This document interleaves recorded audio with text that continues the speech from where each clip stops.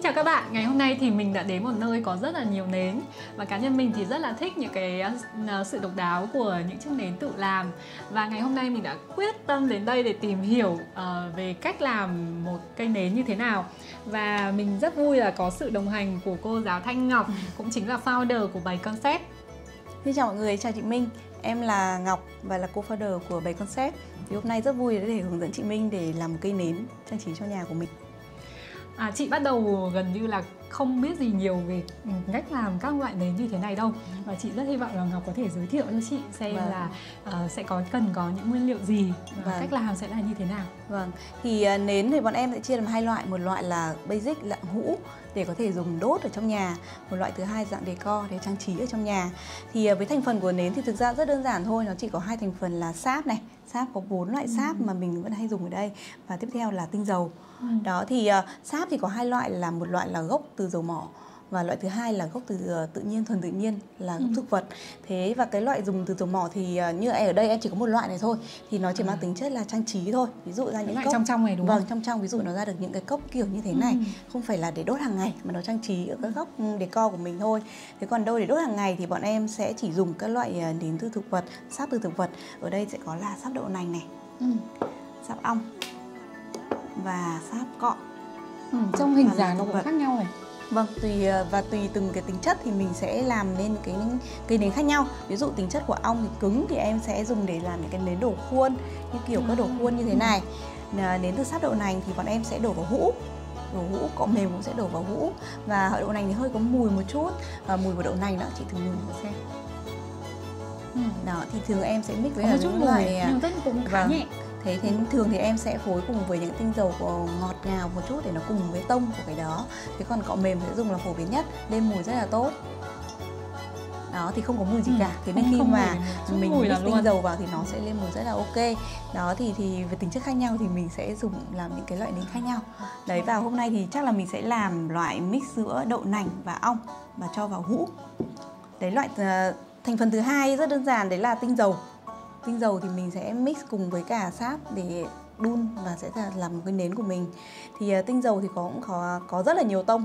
Thì chị Minh thử chọn xem hôm nay mình thích mùi gì nhá. Chị Minh thích tông kiểu gì? Tông ngọt, tông hoa hay là tông gỗ? Chị thích tông gỗ hơn. Mùa này cũng hợp đấy chị ạ. Khá là mạnh nên là mình thích tông gỗ hơn. Vâng, thế đây em lấy cho chị thử nhá. Mấy mùi gỗ liền. Mùi rất là thú vị. Hợp mùa này đấy chị ạ, ấm nữa. Chị thử xem. Mỗi cái tinh dầu này thì ở đây thì nó đều có 3 cái nốt mùi. Và thường cái nốt đầu của nó sẽ là kiểu hoa cam, hoa chanh. Thì nốt thứ hai thì sẽ là gỗ. Và nốt cuối thường sẽ là vani, mật ngọt chẳng hạn. Cái này cũng rất là dễ chịu. Đây gỗ tuyết tùng này. Cái này cũng là được dùng để làm nến thiền gen nhiều nhất. Và mùa này cũng bên em thì bán sản phẩm này cũng rất là ok. Cái này hơi mạnh hơn một tí. Vâng, mạnh hơn. Mùi kia lại hơi ngọt. Mùi này thì sẽ có một chút nhựa thông này, nên là nếu mà chưa quen thì có thể cũng sẽ cảm thấy nó hơi sập một chút. Nó hơi khác cái này. Cái này thì nó kiểu nhẹ nhàng và cảm giác thư giãn hơn. Vâng. Mình sẽ chọn ra một mùi nhá để làm đến ngày hôm nay. Chắc là chị sẽ không chọn thông này vì chị cảm thấy nó khá là mạnh. Một trong hai mùi này thì chị nghĩ là chị sẽ chọn cái mùi này, Teakwood Spice. Nó sẽ là gỗ Teakwood cùng với cả một chút gia vị. Và có trong đấy có cả một chút thuốc lá nữa, tobacco nữa. Mùi rất là thú vị. Khi mà lên nến tí nữa thì mình có thể trải nghiệm xem. Ok, thì chị sẽ chọn đến đấy nhá. Đến mùi này luôn. Đây thì hôm nay mình sẽ mix hai cái loại này, ong này với cả đậu nành.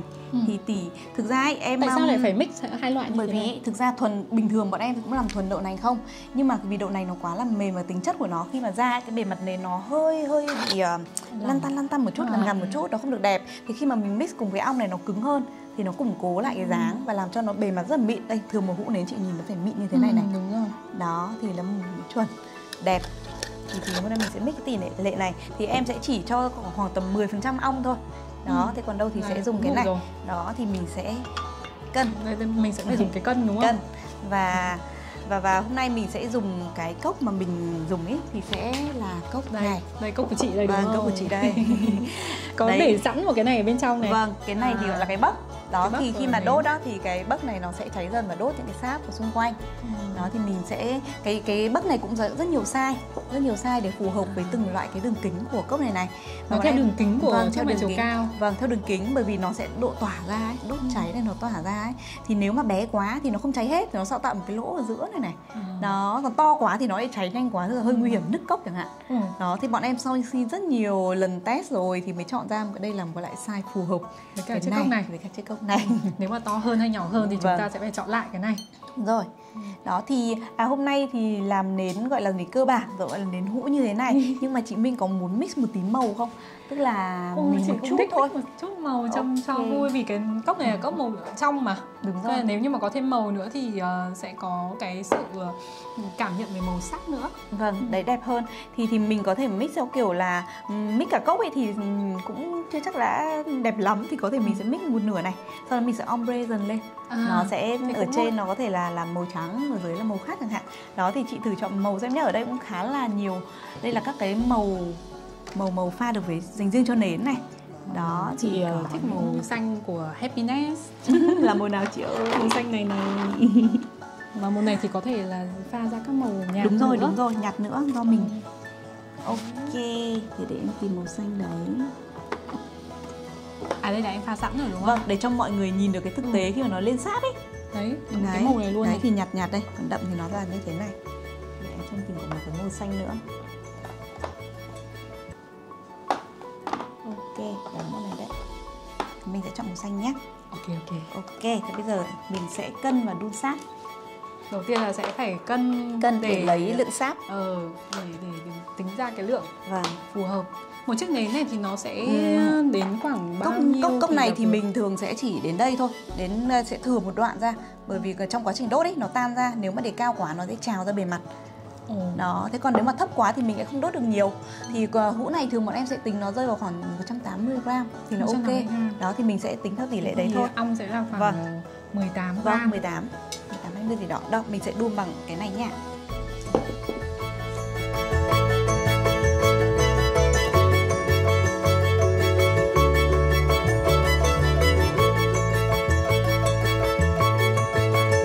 Cái này là mình sẽ đun với cả nhiệt độ khoảng bao nhiêu? Em sẽ đun với tỷ lệ nhiệt độ thấp nhất của cái bếp.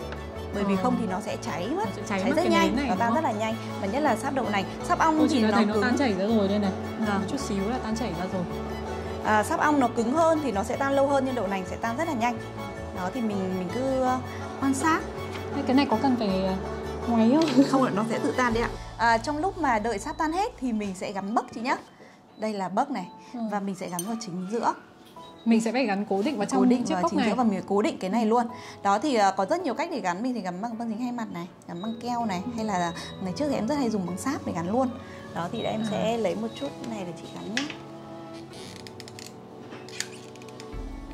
Đây là súng bắn keo này. Vâng. Thực ra đây. Đó, chị sẽ gắn vào chính giữa nha. Rồi thì Chị có tự thể gắn. dùng cái que chị ấn này cho nó chắc này.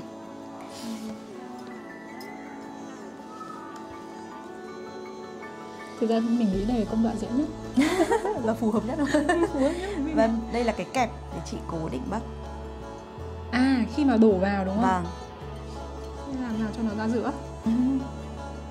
Đó, thế là được rồi đấy chị. Ấn sát vào nữa. Thế thôi. Thế vào đây thì mình sẽ đợi cho đến khi sáp tan hết. Chị Minh thích mix màu là lớp đầu tiên là trắng hay là xanh? Hay là xanh trước trắng sau? Chị nghĩ là nếu mà ombre ấy thì sẽ kiểu cho nó đổi dần từ đậm sang nhạt đi. Thế xanh trước nhá. Xanh trước đi. Ok. Đây chị sẽ đổ đến 100ml. Vâng, 100 đi. Hơi rón rén mọi người ạ. Chị. Thì sau đó thì mình sẽ, khi mà sáp còn nóng như thế này, mình sẽ mix màu luôn. Tức là mình chưa phải đổ vào trong này. Chưa, mình sẽ mix màu trước đã. Thì lúc ấy chị chọn màu xanh. Đây màu xanh của chị này. Đây là cái giấy test màu. Mình sẽ cần một cái que. Vâng. Thì cái màu này nó rất là cô đặc nên là mình lấy ấy, mỗi lần mình sẽ chỉ gạt lên thôi và lấy. Đây chị gạt lên nhé. Chị sẽ gạt kiểu như thế này này. Gạt lên một tí thôi này, sau chị ngoáy luôn vào kia. Và chị sẽ từ nhạt đến đậm, đến cái mức nào mà chị thích thì mình sẽ dừng. Đấy, chị ngoáy thử đi, nó sẽ lên đây màu. Chị, em đã lấy hộ chị em rồi, lấy hộ đúng không? rồi. Chị sẽ không. Nó Chị rất là ngoáy. đặc đúng không? Mình sẽ thao tác nhanh một chút nhé, bởi vì cái sáp mà nó nguội ấy, tí nữa Thì mình sẽ đổ là vào khó, nó sẽ đúng vâng. Nhưng làm sao mà chị biết được màu lên Đó, nó như nào? có, tí nữa mình sẽ test. Vẫn là nhạt đúng không? Vẫn nhạt. Đây, lau tiếp. Vì là cái màu sắc nó đang bị màu vàng. Vâng. Nó đang bị ướt ấy. Ôi sao? Cái này đậm này. Chết rồi. Đó, và em nghĩ là như thế này là cũng khá là ok rồi, thậm chí là hơi đậm Đậm rồi cả. cả. Không sao. Mong đợi. Mình sẽ test ra màu ra đây. Chị sẽ đổ. Cái này là sẽ Vâng. Chị sẽ đưa nhỏ xuống và đợi nó khô một chút. Đó thì nó sẽ ra. Em nghĩ là nếu mà để nến đốt của mình ấy thì mình dùng như thế này hợp lý. Đúng không? Trông nó nhẹ Chứ nhàng hơn. nhẹ nhàng ấy, với cả là nó sẽ không quá khói. Còn vì là cái lượng sáp ít như thế này, nếu mà đậm hẳn như kia thì nó sẽ hơi khói. Kia là em mix màu để các bạn tưởng tượng ra thôi. Đấy, còn nếu mà thực tế thì em thường khuyên các bạn làm nhẹ nhẹ hơn. Đó, chị thấy ok chưa? Ok. Rồi. Chị thấy màu này đẹp. Màu đẹp đấy. Thế mình sẽ lớp dưới là màu này. Thì sau đó thì vì là mỗi cái tinh dầu ấy nó có cái flash point là cái độ mà bay hơi khác nhau. Thế nên là mình sẽ phải đo nhiệt độ. Thì ở đây cái loại tinh dầu này của em ý, nhà sản xuất đã khuyến khích rằng là mình sẽ tra tinh dầu vào lúc 80 độ C. Nên mình sẽ đo nhé. Đây là nhiệt độ để chị cầm ạ. Đây là nó sẽ dừng khi nào nó dừng khoảng tầm 80 đến 85 là mình có thể tra được tinh dầu vào. Bây giờ đang là 85 Đó, 6 sắp rồi này. rồi đấy. 85 thì Xong mình rồi có tra phải đổ nhé. ngay không? Không, mình sẽ tra tinh dầu. Đó. Tra tinh dầu đúng không? Vâng, Bây giờ tra tinh dầu nhưng mà có phải thao tác đó. nhanh không? Chị sợ nó lại Không, xuống ok, quá luôn. xuống đấy là được, mình sẽ có khoảng chờ từ 85 đến 80 là vừa. Thì tinh dầu ấy nó có tỷ lệ mix khác nhau. Thì ở nhà sản xuất này thì người đã khuyến cáo là mình nên mix với tỷ lệ từ 5 đến 10%. Thì thường là bọn em mix 5% là nó đã lên khá là ok rồi, cũng đã test ok rồi. Nhưng hôm nay mình sẽ mix với tỷ lệ này. 5% về tỷ lệ dung dịch. Thì ở đây mình có 100ml, 5% 5ml thôi. 5% của 100ml thì mình sẽ mix 5ml nhé. Đây là thìa đong ạ. Cái này thìa này là 5ml luôn à? Thìa 5ml luôn đấy ạ. Ok, đây, chị bơm lên. Chị cứ đổ đầy cái thìa này là ok. Thường thì mình sẽ phải ngoáy đều trong vòng 1 đến 2 phút để cho tinh dầu nó hòa tan hoàn toàn vào với sáp ấy. Và nó sẽ không bị cái hiện tượng tách tinh dầu. Thì mình cứ quay đều thôi. Trong vòng 1 đến 2 phút. Nhiệt độ nó rơi xuống tầm này là ok đấy chị ạ. Đó, thì chị cứ đổ đều vào đây. Chị đổ đều. Vâng. Đổ hết chỗ này luôn. Đây nhá, thì mình vừa đổ vừa nhìn ý. Thì cái này nó sẽ đến tận đây đấy. Thì chị có một cái lớp xanh nó cao thế không? Hay là chị sẽ chị nghĩ lớp xanh thì nên ít thôi. Một chút thôi đúng không? Ok, thế mình cứ đổ. Mình cứ hòa thôi, còn đâu mình sẽ đổ đến đoạn nào mà mình thích nhá. Thừa lại không sao. Ok, thừa em này. Nhưng em nghĩ vừa đấy. Vừa chưa? Nữa đi chị ạ. Nữa nhá. Chỗ này nó gần khô lại rồi. Cái này thực ra là nó hơi bị sáng. Cho nên là chị nghĩ là cái màu xanh này không quá đậm thì mình có thể cho cao lên tí cũng được. Vâng, chị nghĩ chị sẽ dùng hết luôn. Ok. Vừa đấy chị ạ. Vừa nhỉ? Vừa xinh đấy. Không bị cao quá đâu. Không cao đâu. Ok, đây chị đã nhìn thấy này, cái lớp ngoài nó khô dần, gọi là khô dần ấy, nó sẽ ra cái màu này này. Chắc là cũng sẽ khá là nhạt nhạt thôi, cũng không phải là màu đậm. Lúc đầu nhìn vào đây thì cảm giác là sẽ đậm. Thì khi mà nó gần khô rồi ấy, thì mình sẽ lại làm một cái thao tác giống hết cái bước kia nhưng mà với cả màu nguyên bản, màu trắng. Thế nhưng mà nó hơi gần khô thôi để nó hòa được vào với nhau. Mình sẽ tạo thành độ loang như thế. Thì trong lúc này mình đợi thôi. Ok. Đấy, thì mình sẽ bắt đầu chế lớp thứ hai. Lớp thứ hai chị sẽ màu trắng đúng không? Màu trắng thì nó chính là màu nguyên bản của sáp. Đó thì để chị lại lấy thêm. Thì chúng ta sẽ phải đổ vào trước khi nó khô. Vâng. Thì bây giờ chị sẽ đổ tiếp vào đây 100ml nữa nhá. Giống như lúc nãy. Chị sẽ lặp lại các thao tác như lúc nãy đã làm. Em chị Minh nhớ không nào? Chị sẽ đổ 100ml. Cô giáo kiểm tra bài. Và sau đấy là sẽ cho tinh dầu vào đúng không? Ok, đúng rồi, mình sẽ bỏ qua 5%. Mình sẽ bỏ qua cái bước màu. Mình sẽ phải đo nhiệt độ.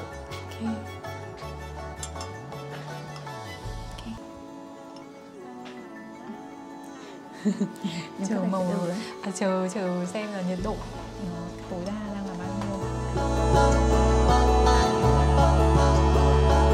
Bây giờ chị thấy cái lớp này nó gần như là khô rồi đấy. Mình sẽ đổ luôn cái lớp này vào nhé. chị tự đổ đúng không? Vâng. Và Mình sẽ cách miệng khoảng 1 cm. Cái này chị có cần làm gì không? Có cần gỡ ra không? Chị để lùi ra một tí thôi. Nhưng Mình vẫn phải cần cố định, Đây em có thể gỡ này, cho chị đổ, sau tí nữa mình sẽ cần chị sẽ giữ. Đúng như rồi. thế thì chị sẽ đổ đều được hơn đúng không? Vâng. Đấy, mình đợi lâu lên cái kia nó hơi đóng lại. Rồi, chị cứ đổ đi, không. Nói đúng đấy. Thế à? Ở đây này nó vẫn có một độ chuyển này.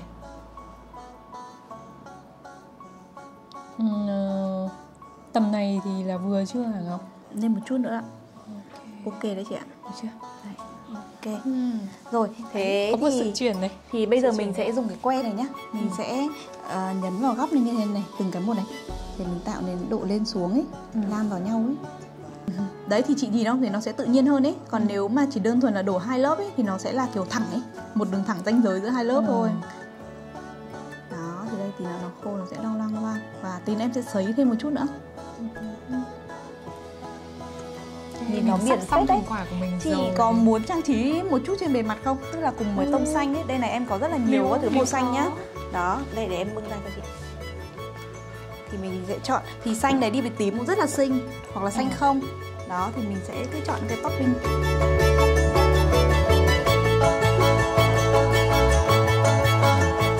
Đó thì trang trí bằng sáp này thì hoàn toàn ok. Tức là nó cháy thì nó cháy luôn cái sáp. Thì nó không vấn đề, không cần bỏ ra, yên tâm. Nếu mà hoa lá thì đẹp, thế nhưng mà mình sẽ phải bỏ ra. Thì bây giờ nó đã gần se rồi. Mình sẽ dùng, đây ở nhà mình sẽ dùng máy sấy nhá. Còn ở đây thì em sẽ dùng cái máy chuyên cho nến này. Em sẽ sấy ở ngoài. Sẽ tập trung hơn. Đó. Cái này nó không Vâng. bị rộng như cái máy sấy. Đấy thì mình sẽ sấy một lúc. Chị nhìn thấy này. Cũng hơi mất thời gian đấy, nhưng mà mình cứ sấy theo xoay đều tay này. Ok rồi đấy. Vâng. Đấy, có một cái đoạn này nó loang nhiều hơn một tí. Đúng rồi. Chị đặt được luôn nhá. Đây, đặt ở đây. Rồi. Đấy, xinh đấy, không cần ấn đâu chị ạ. Nó sẽ nó sẽ tự ăn với nhau. Cái này thì chị nghĩ là hơi thừa, nhưng mà cũng thả vào. Vì nó có độ cao mà, cao hơn cái kia. Cắm hay là thả? Lại cắm một phát nhé. Nhẹ thôi. Ok. Rồi, xinh rồi đấy. Đấy thì cuối cùng thì cái bấc đốt nến thì khi mà mình đốt thì luôn luôn mình cắt, nó chỉ còn lại từng khoảng tầm này thôi. Tức là bây giờ chị sẽ thì một là cắt đi, hai là em sẽ bây giờ nó chưa khô thì em sẽ xoắn nó lại nhá. Thì khi nào chị đốt thì chị nhớ là phải cắt nó. Cái này ở dưới nó loãng lên này. Ui, cảm giác như là bị đinh không sao. Đây thì em xoắn lại một chút này. Thì nó sẽ sấy lại cái này một chút. Sấy mất. Sấy nhẹ thôi. Phải cần tay nghề cao.